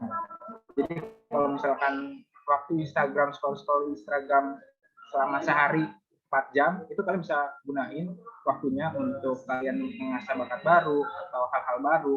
Kalian tinggal bagi aja 10.000 itu kalian mau habis dalam berapa tahun. Mau 2 tahun kah, 3 tahun, tinggal bagi aja. 10.000 sehari atau 2 jam tinggal dibagi, dan kalian akan menjadi ahli dalam bidang itu. Nah, kemudian saya ingin tanya ke Pak Gio nih. Dari profil Pak Gio itu kan banyak sekali ya. Entah Pak Gio juga sebagai director, dan juga dosen, dan juga praktisi komunikasi. Kalau saya rasa ya, kalau tidak passion, tidak ada gerakan atau gairah dalam dirinya, itu rasanya itu malas untuk berkegiatan, apalagi banyak banget. Nah, apa sih yang motivasi terbesarnya hingga Pak Gio itu nggak kehabisan gairah untuk berada dalam jalur ini gitu? Pak Gio ngajar, Pak Gio terus menebar influence hal-hal baik. Mungkin itu sih Pak, silakan dijawab. Thank you Faisal. Ini pertanyaannya menarik ya untuk teman-teman semua, buat kita sama-sama memotivasi diri kita ya. Berkait dengan pertanyaan sebelumnya, passion atau bakat, kemudian saya coba relate-in dengan jawabannya Abimanyu, itu benar banget. Kenapa harus bertanya passion atau bakat ya? Maksudnya begini, ketika teman-teman menanya duluan mana passion atau bakat, itu seolah-olah menempatkan salah satunya menjadi tidak lebih penting. Nah, tadi Abimanyu menjawab bahwa passion atau bakat itu mana yang lebih penting. Ya. Yang terpenting menurut saya adalah melatih kemampuan, gitu ya, melatih kemampuan. Jadi tadi Abimanyu menjawab dengan kerja keras ya. Sebenarnya cukup rada ambigu kalau menjawab passion atau bakat. Nah, pertanyaan ini maksudnya teman-teman tidak salah untuk bertanya, tapi menurut saya ini menempatkan salah satunya nanti di posisi yang agak skeptis gitu ya. Tapi ketika bertanya passion atau bakat, saya cuma menjawab yang terpenting adalah melatih kemampuan. Kalau Abimanyu bilang tadi bekerja keras untuk bakat tersebut. Nah, ini sesuai dengan pertanyaan yang sering saya temukan ketika seminar di mana-mana, apalagi waktu offline gitu ya, terutama seminar public speaking gitu ya. Banyak teman-teman itu menanyakan, bukan menanyakan, mereka membuat statement, aku ingin bekerja sesuai passionku gitu ya. Nah, ini menurut saya pernyataan yang bukan salah, tapi nalar berpikir kita harus bekerja bahwa kita hidup dan bekerja itu untuk apa. Misalnya begini, ada kalanya passion itu tidak selalu harus kita ikutin gitu ya. Karena kenapa? Bisa jadi apa yang kita anggap passion itu ternyata bukan bakat yang terpendam di diri kita. Memang banyak orang yang beruntung dikarunia bakat, kemudian yang sesuai dengan passionnya, kemudian sesuai pada jalurnya, namun ada juga yang enggak gitu ya. Akhirnya banyak orang yang mengembangkan skills yang sejalan dengan passionnya, meskipun bakatnya sendiri dalam bidang tersebut nggak begitu luar biasa, karena passionnya mendorong untuk terus melatih skill tersebut gitu ya. Gini, misalnya contohnya gini, katakan ada seseorang yang, atau kita bilang penyanyi gitu ya, banyak sekali penyanyi itu sekarang yang kita udah tahu bakatnya ada. Bahkan di pasar sekarang kita sudah tidak bisa menentukan mana penyanyi yang bagus, karena penyanyi yang bagus bukan berdasarkan teori sekarang. Kalau dulu kan mungkin bersuara tinggi, vibranya bagus, kemudian suaranya jernih. Bahkan sekarang suara-suara yang dalam kategori unik itu dinyatakan kepada penyanyi-penyanyi yang bisa sukses di industri musik. Nah, kemudian penyanyi-penyanyi yang punya bakat ini mulai berpikir bahwa apakah saya sesuai dengan pasar atau tidak. Artinya kalau hanya untuk mencari duit, ya dia bisa menggunakan bakat itu gitu ya. Tapi ketika menggunakan passion bernyanyi itu untuk mencari duit, saya rasa sekarang cukup banyak penyanyi-penyanyi tersebut beralih profesi. Ya, ada yang menjadi YouTuber, ada yang menjadi pengusaha dan segala macam. Nah, disinilah yang saya bilang bahwa passion tidak selalu bekerja dengan bakat gitu ya. Jadi kalau menjawab pertanyaan dari teman-teman, mana yang perlu, passion atau bakat, saya akan jawab lebih baik melatih kemampuan. Nah, caranya kalau terkait dengan pertanyaan Faisal tadi, beberapa kita sebenarnya sudah sampaikan ketika presentasi tadi, tapi yang paling penting buat saya adalah komitmen. Komitmen ini kenapa sangat penting untuk teman-teman? Karena begini, ketika kita membangun personal branding atau let's say kita bilang kita mencari passion atau kita ingin mengembangkan hobi kita, kecenderungan orang-orang adalah patah semangat karena asumsi orang lain. Ya, sama seperti saya. Dulu kan begini teman-teman, ketika saya muncul di sosial media, mungkin saya akan agak sedikit berbeda dari dosen-dosen lainnya secara penampilan gitu ya. Tapi saya cukup bisa membuktikan bahwa saya ingin menempatkan passion saya pada jalur yang benar. Saya ingin sharing tentang komunikasi itu lebih banyak pada hal-hal yang bertema kebaikan gitu ya.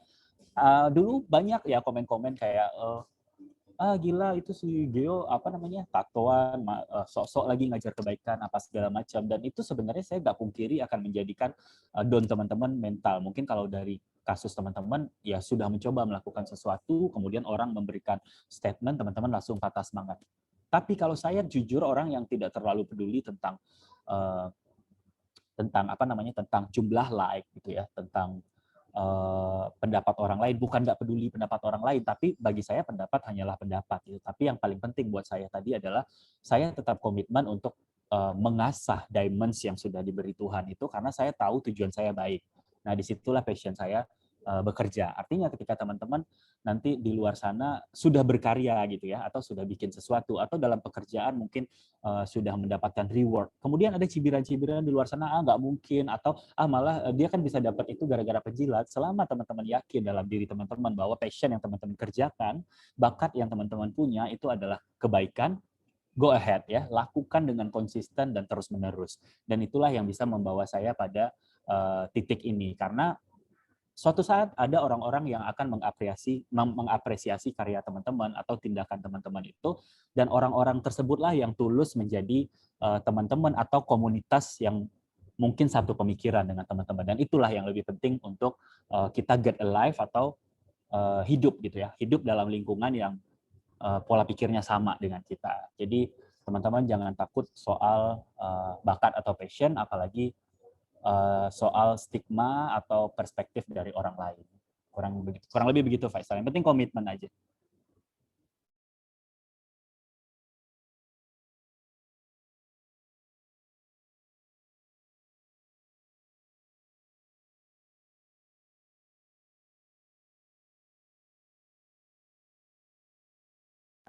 Ya, terima kasih Pak Gio atas jawabannya. Sebelum kita lanjut tentang tanya jawabnya lagi, di sini ada yang nanya, Kak, challenge-nya apa nggak? Boleh share di sini.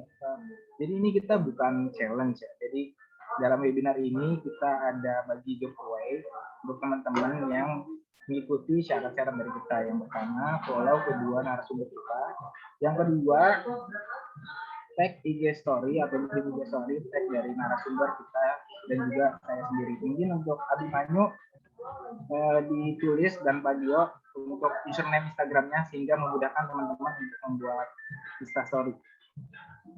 Boleh ditulisin Pak dan Abi tentang akun Instagramnya.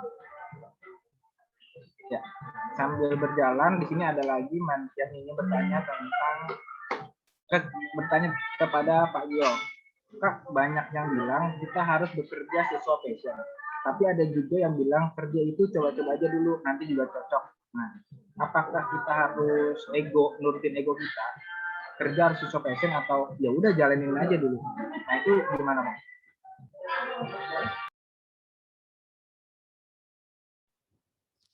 Oke, ini kalau misalnya kita bicara soal egoisme dalam bekerja ya. Saya kembalikan kepada tujuan hidup dari teman-teman itu, bahagia itu karena bekerja, atau bahagia itu ingin mencari esensi kebahagiaan itu dalam bentuk yang lebih universal gitu ya. Tapi kalau hanya sekedar memenuhi kebutuhan, kemudian menempatkan ego ketika bekerja itu menjadi rasa sakit buat teman-teman sendiri, kalau buat saya akan tinggalin gitu ya, karena ada beberapa pekerjaan saya sebelumnya, terutama di industri swasta yang mungkin saya rasa gimana ya, ada proses yang mungkin saya rasa salah, ya, kemudian saya sampaikan mungkin tidak diterima oleh atasan, dan itu adalah hal yang biasa ya, karena perusahaan punya ekspektasi berbeda. Tapi kalau ego saya sendiri, saya cuma berpikir, ya ngapain saya bekerja ketika saya punya passion dan bakat, tapi saya tidak bisa berkontribusi dengan baik karena ada halangan bahwa passion dan bakat saya tersebut tidak diapresiasi atau tidak sejalan dengan cara perusahaan bekerja. Nah, itu ego saya kalau saya sendiri memang akan mencari peluang lain. Mencari peluang lain dalam artian harus hati-hati juga. Maksudnya jangan karena merasa sakit karena ego sendiri, kemudian teman-teman, oh udah lo resign aja nih, nah banyak kerjaan di luar sana ya. Teman-teman harus dengan step-nya, harus hati-hati. Karena menurut saya proses bekerja itu juga proses negosiasi ya. Jangan-jangan selama proses bekerja itu masih ada yang bisa dikomunikasikan dan teman-teman masih bisa bertahan dengan egosentrisme itu, dan mungkin mulai mengecil egonya karena nilai-nilai yang teman-teman anut sudah bisa diterima oleh perusahaan, passion teman-teman kemudian berkembang, ya mungkin bisa jadi itu sebuah takdir yang baik gitu ya. Tapi alangkah baiknya kalau memang ketemu kesempatan di luar dengan hati-hati, tiba-tiba ketemu, ya mungkin teman-teman bisa tinggalkan pekerjaan itu. Begitu, Faisal. Oke, semoga menjawab ya. Jadi ya, kalau menurut saya sih ya, kita nggak boleh ngikutin ego juga, passion kita di mana, karena kan menurut kata Abi tadi ya just do it, mulai aja dulu. Kita juga nggak tahu passion kita di mana. Seiring berkembangnya jalan dan waktu, itu nanti kita akan terbentuk sendiri dengan lingkungan dan lain-lain. Sudah tidak sadar, kita sudah di jam 2:30, karena di webinar yang saya sebar itu kita cuma sampai jam 3. Mungkin saya ingin absen dulu kali ya, teman-teman di sini masih pada nyimak atau enggak ya? Karena kita seru sekali kayaknya pembicaraan kita. Atau memang kita sudahi saja, atau kita lanjut beberapa pertanyaan lagi. Mungkin tiga pertanyaan lagi kali ya Pak ya? Ya, silakan saja, Faisal. Oke, di sini ada pertanyaan lagi nih. Gimana pendapat kakak ketika kuliah nggak sesuai dengan passion? Karena yang masih kuliah ini Abi, saya ingin tanya dulu ke Abi. Gimana Abi? Kuliah nggak sesuai passion itu menurut Abi gimana? Oke, jadi penulisan passion yang benar itu passion atau passion gitu. Dari teman-teman banyak yang mungkin masih belum paham juga ya penulisan passionnya. Oke, jadi gimana pendapat kakak tentang kuliah nggak sesuai passion? Salah siapa? Oke, berarti misalkan aku ngambil contohnya, kamu udah kuliah nih, tapi kamu baru tahu ternyata passion kamu tuh bukan di situ ya. Bukan berarti pas sebelum kuliah, kamu udah punya passion dan kamu salah jurusan gitu ya. Oke, kalau dari aku sendiri, bagaimana cara mengatasi salah passion di jurusan atau kuliah? Ya udah, selesain aja dulu kuliahnya selama 4 tahun. Karena dalam 4 tahun itu waktunya emang nggak sebentar dan kalian juga pasti belajar banyak hal di situ. Misalkan belajar tentang teamwork, belajar tentang misalkan public speaking ataupun ada kesempatan-kesempatan lain yang mungkin kamu dapat kesempatan itu gitu.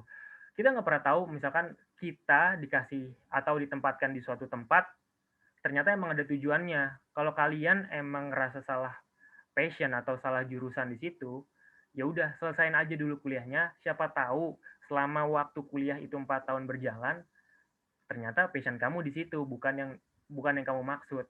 Jadi selesain aja dulu gitu. Oke, thank you. Semoga menjawab ya. Dan mungkin ada pertanyaan dari saya. Saya pernah lihat konten gitu di TikTok. Bunyinya sih kurang lebih seperti ini. When we are in 20s, it's okay to do nothing.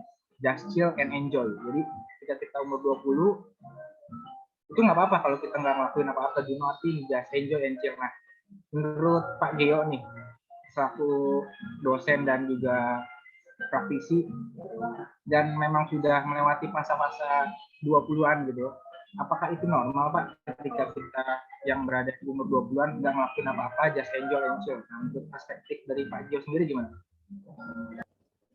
Ya, kalau saya jawab itu berkonteks ya. Just enjoy itu bukan berarti tidak punya plan gitu ya. Jadi kayak nggak ada istilah itu, nggak ada yang salah. Maksudnya enjoy kalau dalam perspektif fun, lakukan sesuatu dengan enjoy. Enjoy itu dalam perspektif fun gitu ya.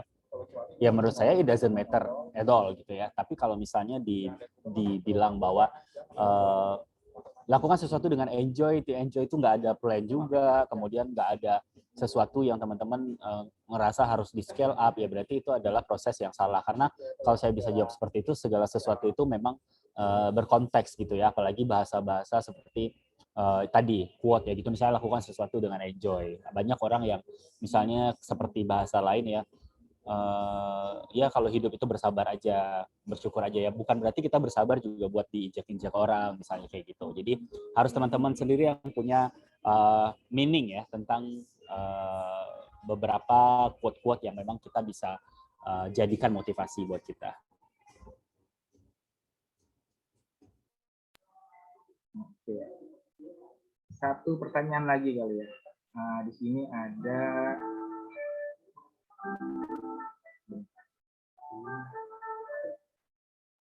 ini dari Miss Yakatul. Izin bertanya kepada Bapak Geofakta. Kerjaan sekarang ini berubah drastis setelah adanya COVID-19 pada semua sektor, secara WFH atau online. Bagaimana caranya menemukan kembali passion kita dalam bekerja pada era new normal? Oke, thank you. Pertanyaannya bagus. Jadi yang berubah itu cara ya, yang berubah itu tren, yang berubah itu situasi. Tapi seharusnya diri teman-teman itu kan nggak pernah berubah gitu ya. Jadi, tapi pertanyaannya kalau misalnya dalam kondisi sekarang ini dengan situasi yang berubah, gimana kita menemukan passion? Yang saya informasikan tadi bahwa sebenarnya passion itu bukan tren ya. Teman-teman harus tahu dulu passion itu bukan tren.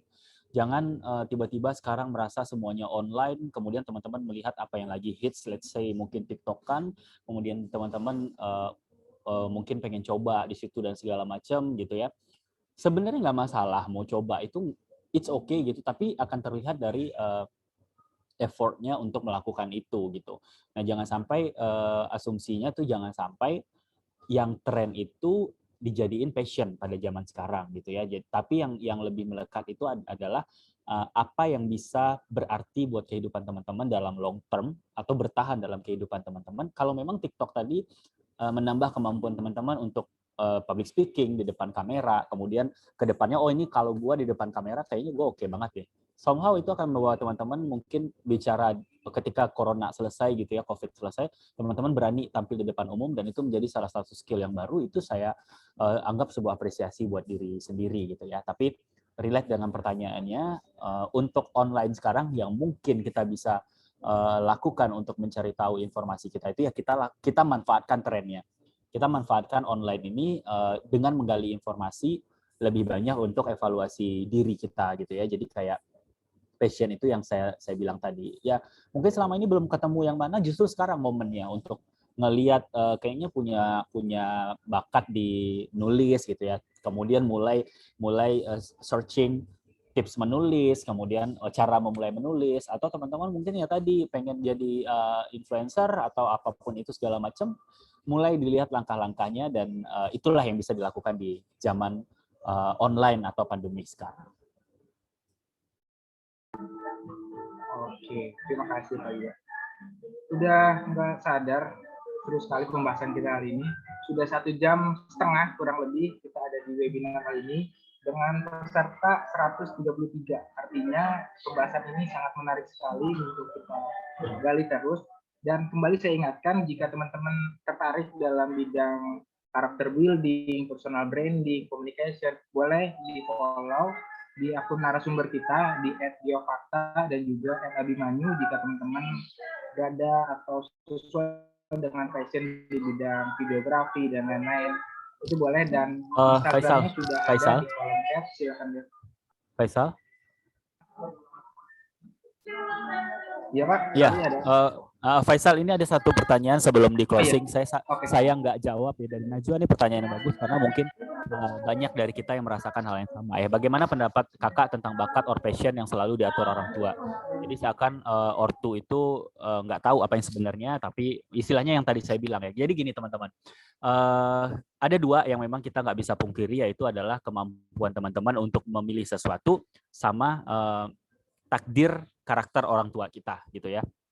Kebetulan yang saya bilang tadi, dalam perjalanan hidup saya tuh saya punya orang tua yang open minded dan bisa diajak berdiskusi. Cuman ini nggak bisa kita kontrol ketika orang tua teman-teman ya udah punya karakter sendiri juga gitu ya.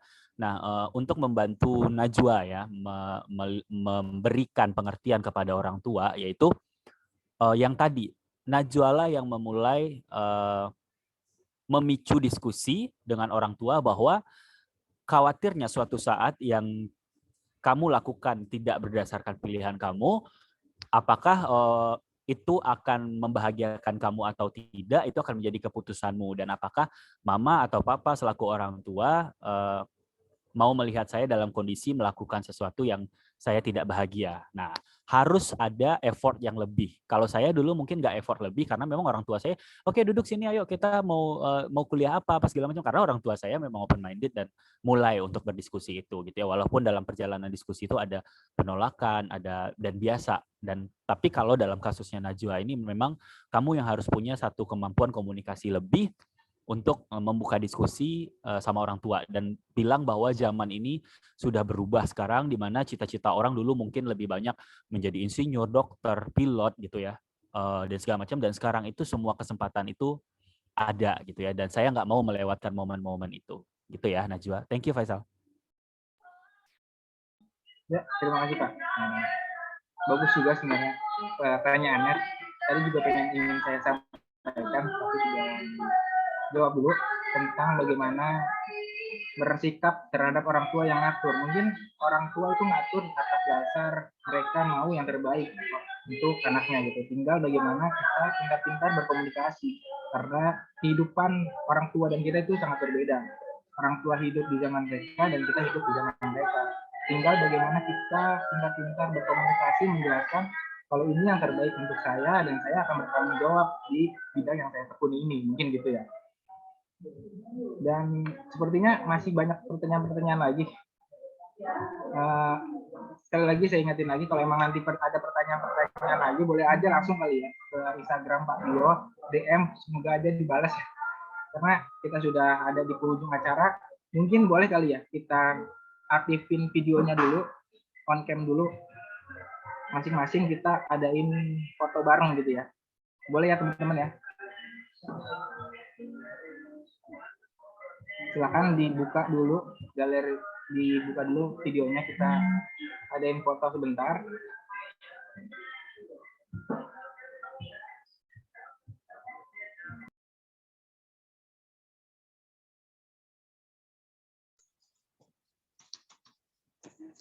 Ya, teman-teman jika berkenan silakan membuka videonya, move on cam, kita adain foto bersama sebentar.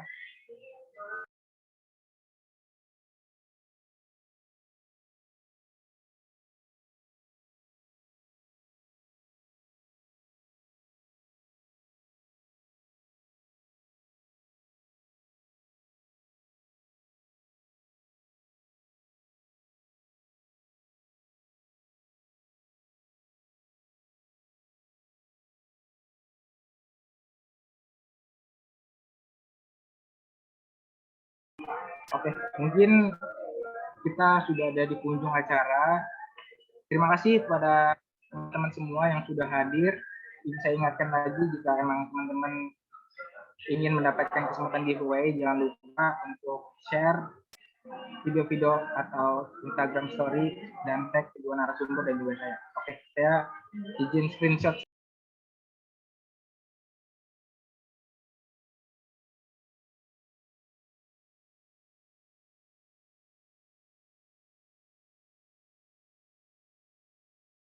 Sambil gaya kali ya, dikeluarin gayanya, kita foto. 1, 2.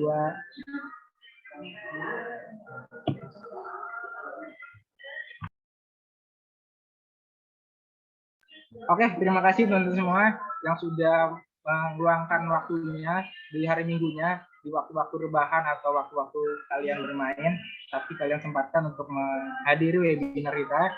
Sekali lagi, jika emang kalian tertarik dalam bidang public speaking, character building, dan teman-teman bisa follow @geofakta dan juga @abimanu, dan juga kalian jika berkenan boleh follow IG saya juga, sudah saya cantumkan di kolom chat. Saya Faisal Katami undur diri dari acara webinar kali ini. Kurang lebihnya mohon maaf. Wassalamualaikum warahmatullahi wabarakatuh. Waalaikumsalam warahmatullahi wabarakatuh. Waalaikumsalam warahmatullahi wabarakatuh. Thank you teman-teman.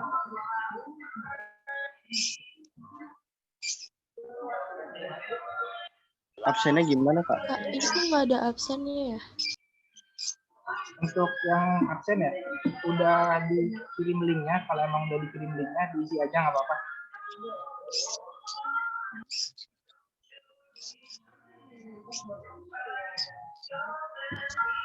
Teman-teman boleh membubarkan diri jika memang tidak ada pertanyaan lagi.